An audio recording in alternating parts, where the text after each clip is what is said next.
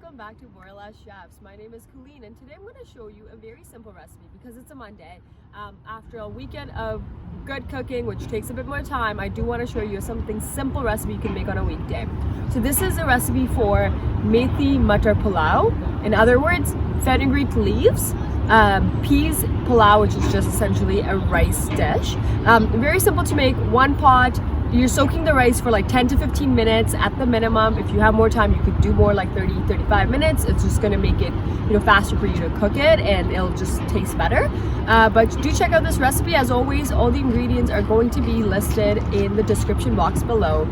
And hope you like this recipe. Do check it out. And if you do have any questions, please drop us a comment and we'll get back to you. So to begin the fenugreek rice pulao, we're going to start with, again, as you would have seen in a bunch of my videos, the key to all of this are the spices. So first, here are the spices that I have. I'll walk you through them. So we've got cloves, then we've got cumin, bay leaves, we've got black cardamom with the pods, and black peppercorn.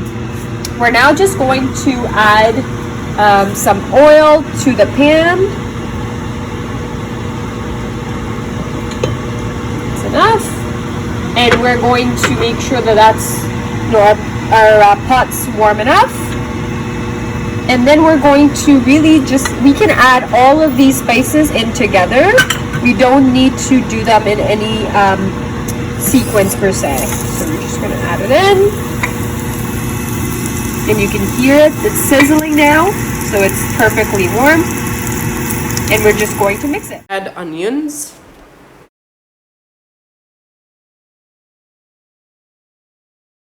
Onions are done, and you can see this color is beautiful, golden brown. We're going to add in the star ingredient for today, which is methi, and as I said before, fenugreek leaves.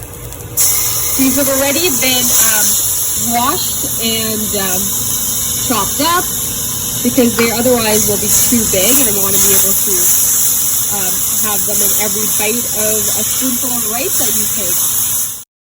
It's time to add in some peas. We're doing a cup of peas, and we're also going to add in half a cup of corn. So now it's time to add salt. And also some red chili powder or paprika, whatever you have at home. That's fine. Obviously, red chili powder is far more spicy, so the quantity is always less than paprika. We soaked them for 15 minutes and removed all the excess water because we want to measure the water we're going to be adding into the rice itself. So all the water that comes from the actual soaking, we don't want to put that in here.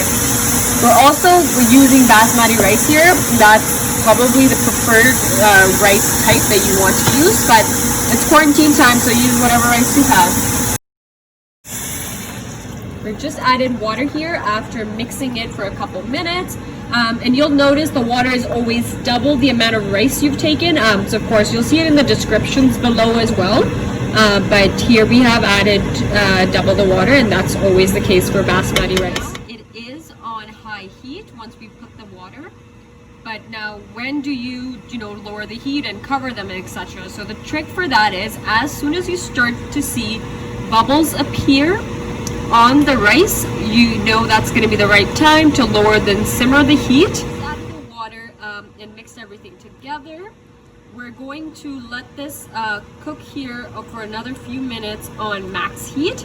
What's the next step we're waiting for? That is going to be almost like these kind of holes that you see start to appear, almost like bubbles in the rice. That's when you know it's time to put the lid on and reduce the heat on minimum. After 6 minutes of the rice cooking with the lid on, we're just going to open it up and add in, squeeze in some fresh lime or lemon juice, whatever you have at home.